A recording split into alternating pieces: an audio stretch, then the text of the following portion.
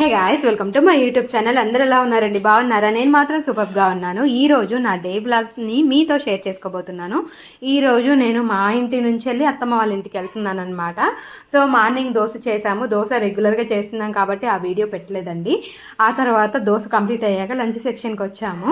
Lunch సెక్షన్లో ఏం చేశానంటే ఎగ్స్ 2 ఉండే, అవి ఉంటే వేస్ట్ అయిపోతాయని చెప్పేసి మంచిగా మేము ఎగ్ కర్రీ వండుదామని చెప్పేసి వాటిని ఉడకబెట్టి చింతపండు పులుసు వేసి వండుతున్నాను అనమాట. వండుతున్నానే అంటారు తెలంగాణలో, అలా వచ్చేసింది. ఆ తర్వాత మార్నింగ్ మిగిలిన చట్నీని ఇందులో వేసాను అనమాట. ఎంత టేస్టీగా వచ్చిందంటే నిజంగా కర్రీ అదేంటోనండి. అసలు మనము మంచిగా అంటే కర్రీస్ మంచిగా కుదిరినప్పుడు కొంచెమే క్వాంటిటీలో అవుతాయి, అన్నం కానీ కూర కానీ. అదే కొంచెం అసలు కూర బాగాలేనప్పుడు మాత్రం కూర ఎక్కువగానే ఉంటుంది, రైస్ ఎక్కువగానే ఉంటుంది. ఇది నాకే జరుగుతుందా, అందరికీ జరుగుతుందా? కామెంట్ చేయండి. అదేవిధంగా మీరు కనుక మన ఛానల్ని ఫస్ట్ టైం చూస్తుంటే కనుక మన ఛానల్ని సబ్స్క్రైబ్ చేయండి. ఇందులో డే వ్లాగ్స్తో పాటు అంటే డైలీ వ్లాగ్స్తో పాటు షాపింగ్, అదేవిధంగా హెల్త్ రిలేటెడ్ వీడియోస్ కూడా చేస్తాను. అన్నీ కూడా ఉన్నట్టుగానే చెప్తాను. సో అవన్నీ మిస్ అవ్వకుండా చూడాలంటే కనుక మీరు ముందుగా మన ఛానల్ని సబ్స్క్రైబ్ చేయండి. ఆ తర్వాత ఇక్కడ మేము కర్రీ వేసుకొని తింటున్నాము. నిజంగా అండి చాలా బాగా కుదిరింది. అంతకుముందు రోజు 2 రోజులు రైస్ ఎక్కువగా వండేసరికి అది ఎక్కువగా మిగిలిపోతుందని నేను ఆ రోజు అక్కడికక్కడికే పెట్టాను. మాకు సరిపోయింది, కానీ ఇంకా ఉంటే బాగుండని అనిపించింది.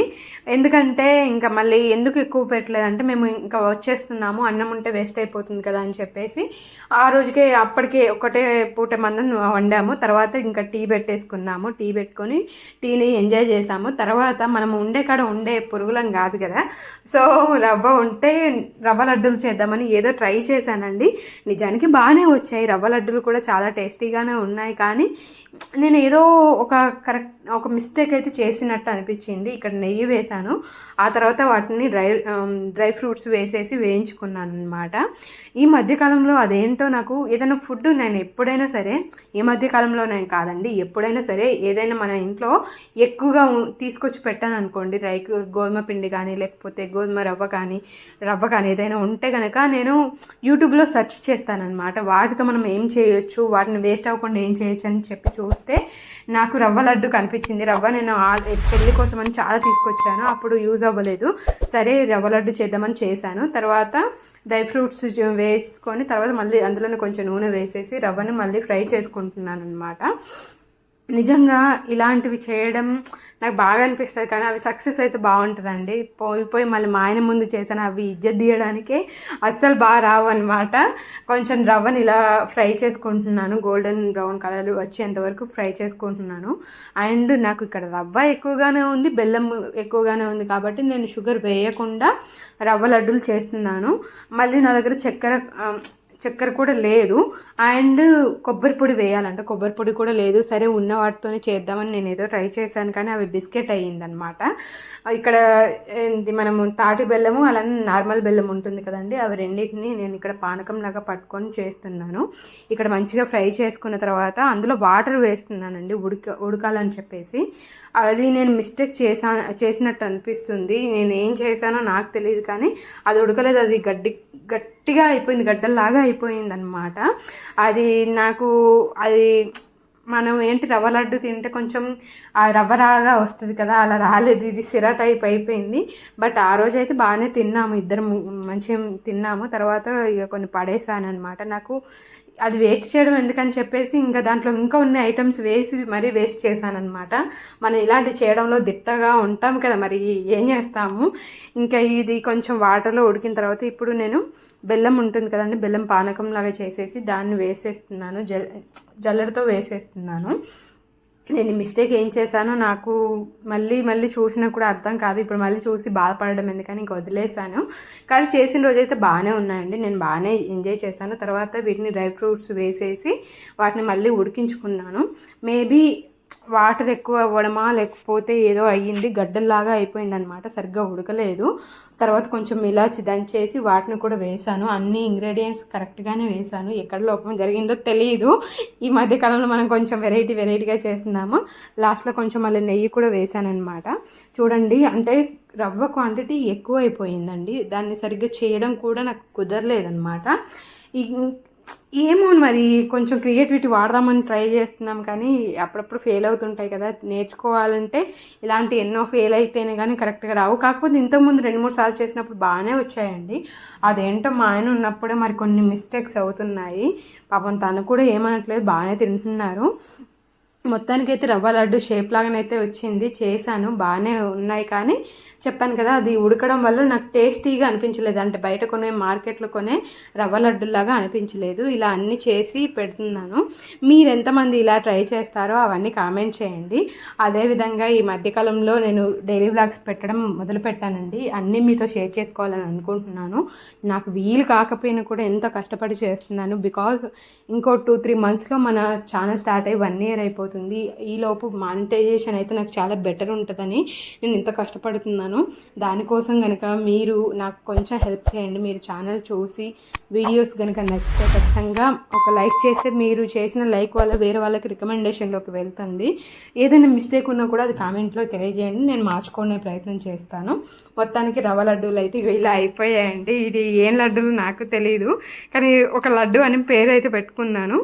మొత్తానికి నాకు బాగానే అనిపించింది. ఇంకా ఇవన్నీ తినేసి ఇవన్నీ చేసేసి తిని కొన్ని తిన్నాము, కొన్ని ఇంకా బయట పడేసామండి. ఇంకా తినలేకపోయాము. అత్తమ్మ వాళ్ళకి తీసుకొద్దాం అనుకున్నా కానీ బాగున్నప్పుడు తీసుకొస్తాం, కానీ ఇలాంటివి తీసుకొస్తే అత్తమ్మ ఆ లడ్డులతోనే కొడుతుంది. అందుకని ఇంకా ఇంట్లో అన్నీ సర్దేసుకొని అన్ని కూరగాయలు అవన్నీ మిగిలాయి, అవన్నీ తీసుకొని ఇంకా మేము బయలుదేరాము. మేము 7 అలా బయలుదేరామండి. మాకు 3 hours జర్నీ. వచ్చే టైంలోనే అది కొంచెం పంచర్ అవుతుందని అంటే పంచర్ వేయిస్తున్నాడు మా ఆయన.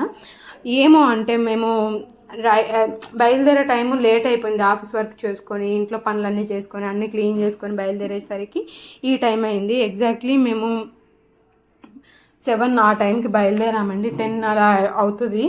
సో ఇలా మధ్యలో ఆగింది. లక్కీగా మా ఆయన కొంచెం ముందే నోటీస్ చేశాడు కాబట్టి అక్కడ పంచర్ వేయిస్తున్నాము. ఈ పంచర్ ఎలా వేస్తారనంటే మనకి ఏంటంటే ఒక గమ్ములాగా, చిన్నప్పుడు బొంబాయి మిఠాయి ఉంటుంది చూసారా, అలా ఒక తీగలాగా ఉందన్నమాట. అదిని అక్కడ హోల్ దగ్గర పెట్టేసి దాన్ని లోపలికి నొక్కుతూ ఉంటే అది పంచర్ ఆగిపోతుందంట అండి. నేను ఫస్ట్ టైం చూసాను. ఇది ట్యూబ్లెస్ టైర్ కాబట్టి దీనికి ఇలానే చేస్తారంట. ఇద్దరు పాపం చేస్తున్నారు. ఇంక చూడండి అన్ని వెహికల్స్ అన్నీ పోతున్నాయి. వచ్చేటప్పుడు ఆ వెహికల్ మధ్యలో మాకు బైక్ కొంచెం సౌండ్ రావడం వల్ల తను నోటీస్ చేసి ఆపి చూపించాడనమాట. లక్కీగా అక్కడే ఆగిపోయింది. ఎందుకంటే మేము మొత్తం జంగల్ రోడ్లో వచ్చామండి. ఖానాపూర్ కదా, నిర్మల్, ఇదంతా కూడా మొత్తం అడవి మార్గం అనమాట. అదేంటో నేను ఎప్పుడు నైటే బయలుదేరుతున్నాను నా ఆఫీస్ వర్క్ మూలంగా. ఏం చేస్తాము, తప్పదు. ఇంకా రెండింటిని హ్యాండిల్ చేయాలి కదా, లీవ్ పెట్టే పరిస్థితులు కూడా లేవన్నమాట. సో అన్న వేస్తున్నాడు పాపం. లక్కీగా అన్న కూడా ఉన్నాడు కాబట్టి వేయించుకున్నాము. ఇది ఒకటి చేయించడానికి 70 రూపీస్ ఏమో తీసుకున్నారు పంచర్ చేయడానికి. ఇంకా అన్నీ టెస్ట్ చేస్తున్నారు. ఇదంతా అయిపోయాక కూడా ఇంకా ఆగిపోదు కదా అని చెప్పేసి వాటర్ స్ప్రే చేసేసి అంతా పెట్టేసి చూస్తున్నారనమాట, ఇక్కడ ఆగిపోదు కదా అని. మళ్ళీ అసలు దూరం రావాలి కదా అని, మధ్యలో ఎక్కడైనా ఆగితే మళ్ళీ ప్రాబ్లం అవుతుందని చెప్పేసి ఇంకా మేము అది చేయించుకొని మళ్ళీ గాలి వెనకాల టైర్లో కూడా గాలి కొట్టించుకొని బయలుదేరుతున్నామండి. నిజంగా మనము ఏ టైం బయటికి వెళ్ళినప్పుడు ఇవన్నీ చూసుకోవాల్సింది. మేమే కొంచెం మొండిగా బయలుదేరుతున్నామండి. నాకు ఇది ఈ మధ్య చాలా అర్థమవుతుంది. అంటే మేము కొన్ని కేసెస్ చూస్తున్నాం కదా, ఇలా అయ్యింది అలా అయ్యిందని చూస్తున్నాం కదా, అలాంటప్పుడు భయం వేస్తుంది. చూడండి వచ్చేటప్పుడు అక్కడ ఒక అమ్మవారి టెంపుల్. ఇక్కడ నేను లాస్ట్ టైం ముంజల గురించి ఒక వీడియో చేశాను కదండి, ఇక్కడే అనమాట. రూట్ బాగుంటుందండి, చాలా బాగుంటుంది. ఈసారి కంపల్సరీ ఒక ఈవినింగ్ కానీ మార్నింగ్ టైంలో వెళ్ళినప్పుడు మీకు అన్నింటిని చూపిస్తాను. ఆ తర్వాత కొంచెం ఆకలి వేస్తుందని చెప్పేసి 7-8 కల్లా కూడా మేము మధ్యలో ఆగి పునుగులు తీసుకుందామని చెప్పేసి తీసుకున్నాము. భలే ఉన్నాయి పునుగులు, నాకైతే భలే నచ్చాయి. అదేంటో అండి, బయటికి వెళ్ళినప్పుడు నాకు కొంచెం స్ట్రీట్ ఫుడ్ ఇలా అంటే పునుగులు కానీ బజ్జీలు కానీ లేకపోతే ఇలాంటివి తినడం చాలా ఇష్టము. అది దట్టు మా హస్బెండ్ కానీ ఇలా మనకు ఒక పార్టీ ఉన్నప్పుడు వాళ్ళతో పాటు ఎంజాయ్ చేయడం నాకు చాలా ఇష్టం అండి. మీకు ఇష్టమా లేదా కామెంట్ చేయండి. పునుగులను అయితే బాగా ఎంజాయ్ చేసాము. పునుగులు తీసుకున్నాము, అలానే బజ్జీ కూడా తీసుకున్నాము. రెండింటికి కలిపి 70 రూపీస్ అలా పడింది అనమాట. ఇది ఎక్కడ అంటే జన్నారం అనమాట. జన్నారంలో మళ్ళీ టిఫిన్ చేసుకొని మళ్ళీ బయలుదేరాము. వస్తుంటే ఇంకా రూట్ అంతా కూడా చీకటి ఉంటుందండి, నిజం చెప్తున్నాను. నేను మా ఆయన ముందున్నారు, నేను వెనకాల కూర్చున్నాను. వెనకాల నేను ఒకసారి తిరిగేసరికి నాకు అదొక క్రైమ్ సినిమాల్లో ఉంటుంది కదండి, అలా అనిపించింది అనమాట. మొత్తం చీకటి అనమాట, మొత్తం అడవి. ఒక చోట అయితే అసలు ఒక్క నరమానవుడు కూడా లేడండి. మేము ఒక 10 మినిట్స్ వరకు అదే రూట్లో వచ్చాము. బట్ భయం లేదని అంటారు కానీ అదంతా పులులు తిరిగే ఏరియా అనమాట. టైగర్ జోన్ అంటారు కదా, ఆ ఏరియాలో వచ్చాము. ఈ మధ్యకాలంలో ఇలాంటి రిస్కీ షాట్లు ఎక్కువ చేస్తున్నాము, బట్ ఏం చేస్తున్నాము తప్పట్లేదు.